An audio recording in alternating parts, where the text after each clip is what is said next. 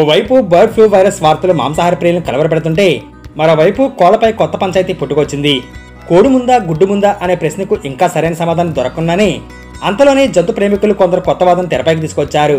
దీనిపై ఏకంగా హైకోర్టులోనే పిటిషన్ దాఖలు చేశారు. దీంతో చికెన్ షాప్ యజమానుల్లో మరోసారి ఆందోళన మొదలైంది.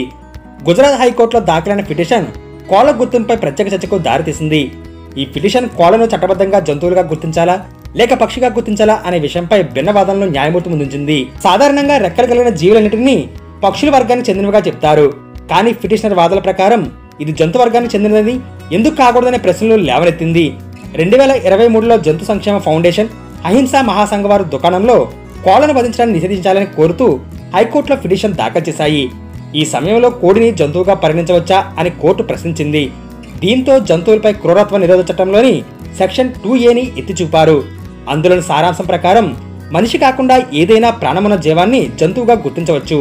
మాంసం దుకాణాల్లో జంతువధ నిషేధించే ఆహార భద్రత ప్రమాణాల చట్టం 2006 గురించి కూడా పిటిషనర్లో ప్రస్తావించారు.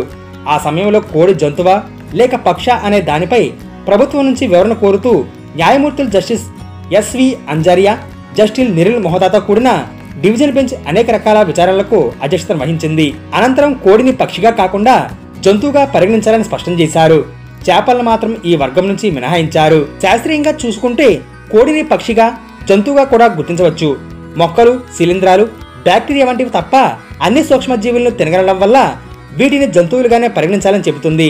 మరోవైపు వీటిని సైన్స్ ఏవ్స్ కింద వర్గీకరిస్తుంది. అంటే గుడ్లు పెట్టే రెక్కలు కలిగిన పక్షులకు కలిగి ఉన్న వర్గం ఇది కోళ్లను పక్షులుగా చెప్పే వాదన. కోళ్లను పౌల్ట్రీ షాపుల్లో కోయరాదని గతంలోనే గుజరాత్ హైకోర్టు తీర్పునిచ్చింది.